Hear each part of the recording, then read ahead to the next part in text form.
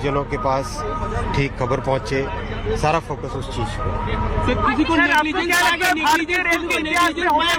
बड़ा हादसे में अभी तक क्या है आपके आंकड़े से? विपक्ष आपके इस्तीफे की मांग कर रहा है, कैसे देखते हैं? तृणमूल की तरफ से आपकी इस्तीफे की मांग की गई है सर। अभिषेक बैनर्जी ये जिस तरह की घटना है, ये जिस तरह की दुर्घटना है, उस दुर्घटना में सबसे पहले हमारा फोकस रहना चाहिए मानवीय संवेदना। किस तरह से जिन परिवारों के मेंबर चले गए, पहले उनके पास ठीक तरीके से पहुंचे, जो व्यक्ति आज घायल हुए हैं उन घायलों का इलाज हो, सबसे पहले वो फोकस रहना चाहिए। सर राजनीति बहुत हो रही है, विपक्ष अपना इस्तीफे की मांग कर रहे हैं, क्या कहना चाहेंगे उन्हें? मैं यही कहूंगा कि अभी सबसे पहला फोकस रखें रेस्क्यू पे और रिलीफ पे। सर कब तक ये रूट जो है चालू होगा? ठीक हो जाएगा? तुरंत रेस्टोरेशन का काम तुरंत चालू होगा। जैसे ही कंप्लीट डिस्ट्रिक्ट एडमिनिस्ट्रेशन की तरफ से क्लियरेंस मिलता है, तुरंत रेस्टोरेशन का काम चालू होगा।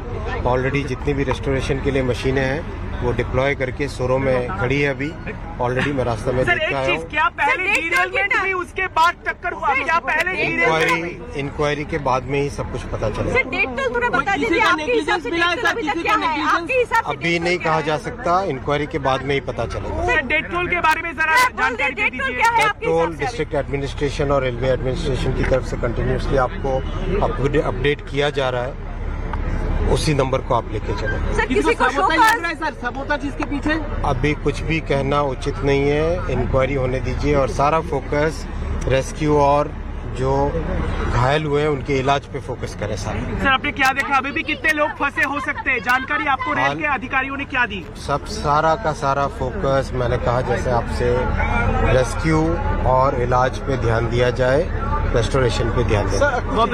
लोगों को जिम्मेदारी ले रहा है। मैंने कहा पूरी जानकारी, पूरी इंक्वायरी की जाएगी, कंप्लीट इंक्वायरी की जाएगी डिटेल्ड में। High level inquiry committee already रात में घोषित कर दी गई थी। कमिश्नर रेल सेफ्टी वो भी इंडिपेंडेंट इंक्वायरी करेंगे, तो कंप्लीट इंक्वायरी की जाएगी। बहुत बहुत शुक्रिया। चलिए sir, thank you sir, thank you sir. गिनना नहीं तो रेल मंत्री अश्विनी वैष्णव को आप सुन रहे थे, जो मौके पर मौजूद है। उन्होंने कहा कि इंक्वायरी के बाद ही तस्वीर साफ हो पाएगी कि कैसे यह हादसा हुआ।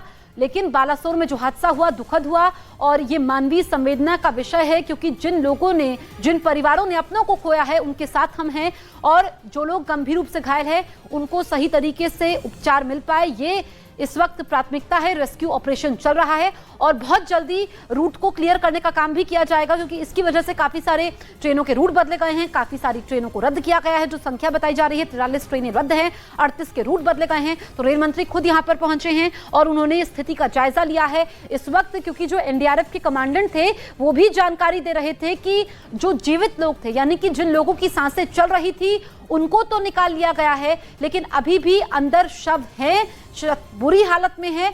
तो बड़ी मुश्किल से, क्योंकि जो बोगियां हैं वो एक के ऊपर एक चढ़ी हुई हैं, ऐसे में चाहे फिर गैस कटर की मदद लेनी हो या फिर खुद को बचाते बचाते सीढ़ी की मदद से बोगी के अंदर तक पहुंचना हो, इसके लिए हमारे जवान मुस्तैद है और वहां पर राहत टीमें लगी हुई हैं। तो अश्विनी वैष्णव, जिन्होंने कहा कि वो खुद मौके पर पहुंचे और जो अस्पताल है जहां पर बेड को रिजर्व भी किया गया है घायलों के लिए, वो उन्होंने स्थिति देखी और युद्ध स्तर पर यहां पर रेस्क्यू ऑपरेशन चल रहा है। उन्होंने कहा कि इंक्वायरी का गठन हो गया है, इंक्वायरी के बाद ही तस्वीर साफ हो पाएगी कि ये कारण क्या रहे हैं।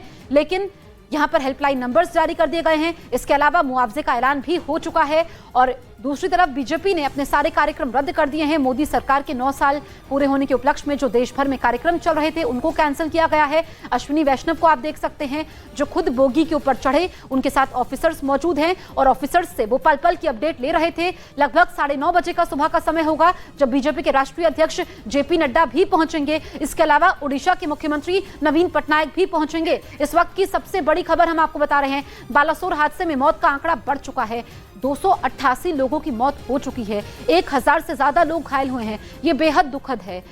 288 ये है डेथ टोल, यानी कि कल 288 लोगों के लिए ये ट्रेन का सफर जिंदगी का आखिरी सफर साबित हुआ।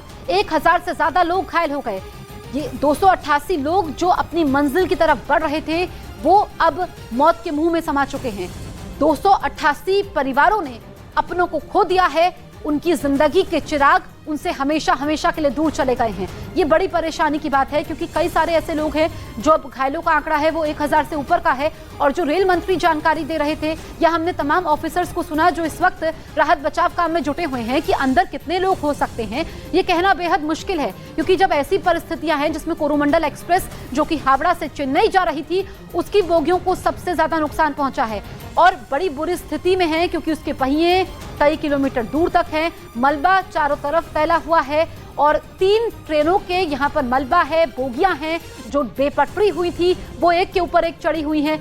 ऐसी स्थिति में जब रेस्क्यू ऑपरेशन हो रहा है और जैसा कि एनडीआरएफ के कमांडेंट बता रहे थे कि ये बहुत आराम से करना होता है, तेजी इसमें इसलिए नहीं ला सकते हैं क्योंकि जो शवों की स्थिति है वो बेहद खराब है। दूसरी तरफ अगर किसी की सांसें चल रही हैं तो उसके ऊपर मलबा ना गिर जाए, जब बोगियों की हालत ठीक नहीं है, इतना बड़ा हादसा होता है और ऐसे में खुद की जान भी यहाँ पर राहत बचाव कर्मियों को बचानी है तो फिर बहुत ही फूक करके यहाँ पर रेस्क्यू ऑपरेशन को अंजाम दिया जा रहा है। रेल मंत्री अश्विनी वैष्णव को आप देख सकते हैं जो अधिकारियों के साथ मौजूद है, जो खुद बोगी के ऊपर चढ़ते हैं और रात से 12 घंटे से ऊपर का समय बीत चुका है इस रेस्क्यू ऑपरेशन को। कल शाम को 6:50 का समय था जो शुरुआती जानकारी सामने आई है, क्योंकि पुख्ता तौर पर तो जब इंक्वायरी हो जाएगी, जब रिपोर्ट सामने आएगी तो कारण पता चल पाएगा, लेकिन जो ऑफिसर्स बता रहे हैं, जो शुरुआती जानकारी है कि एक ट्रेन की बोगियां डीरेल होती है और फिर वो दूसरी पटरी में चली जाती है और वहां से वो मालगाड़ी से टकराती है, मालगाड़ी तीसरी ट्रेन से टकराती है, यानी कि एक साथ 3 ट्रेन के हादसे में अब मरने वालों की संख्या 288 लोगों की जान चली गई है।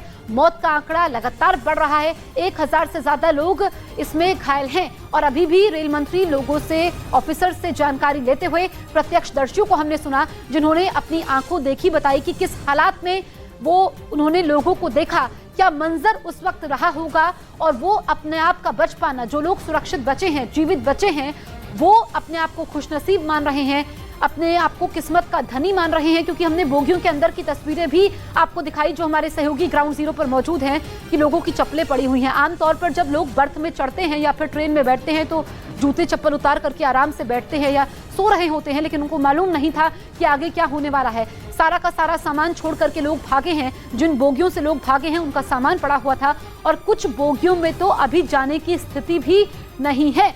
तो ये आज की सबसे बड़ी तस्वीर मन को दुखी करने वाली तस्वीर अब तक के सबसे बड़े रेल हादसों में से एक की है, क्योंकि हाल के दिनों में अगर हम देखें तो रेल हादसों में कमी जरूर आई थी, लेकिन हाल के दिनों में इतना बड़ा रेल हादसा याद भी नहीं आता है। तो सबसे बड़े रेल हादसों में से एक है उड़ीसा में ये बालासोर में हुआ ट्रेन हादसा जो कल शाम को 6:50 पर होता है और इसमें बाकी ट्रेनों के संचालन पर भी असर पड़ा है। 38 ट्रेनों को डाइवर्ट किया गया है, 43 ट्रेनों को कैंसिल किया गया है और रूट को क्लियर करना ये भी प्राथमिकता है। इस वक्त रेस्क्यू ऑपरेशन युद्ध स्तर पर चल रहा है। ये बोगियों का नंबर भी हम आपको दिखा रहे हैं 1, 2, 3 करके, क्योंकि एक के ऊपर एक चढ़ी हुई है। अब इसमें कौन सी कोरोमंडल एक्सप्रेस है, कौन सी हावड़ा एक्सप्रेस है, कौन सी मालगाड़ी है, कौन सी बोगियां हैं, एसी बोगियां हैं या फिर स्लीपर बोगियां हैं, ये अंदाजा लगा पाना बेहद मुश्किल है। और इस वक्त एनडीआरएफ की टीमें हैं, एसडीआरएफ की टीमें हैं, एम्बुलेंस है, आर्मी है, पूरा प्रशासनिक अमला भी है और पहली तस्वीर में आप रेल मंत्री अश्विनी वैष्णव को भी देख सकते हैं।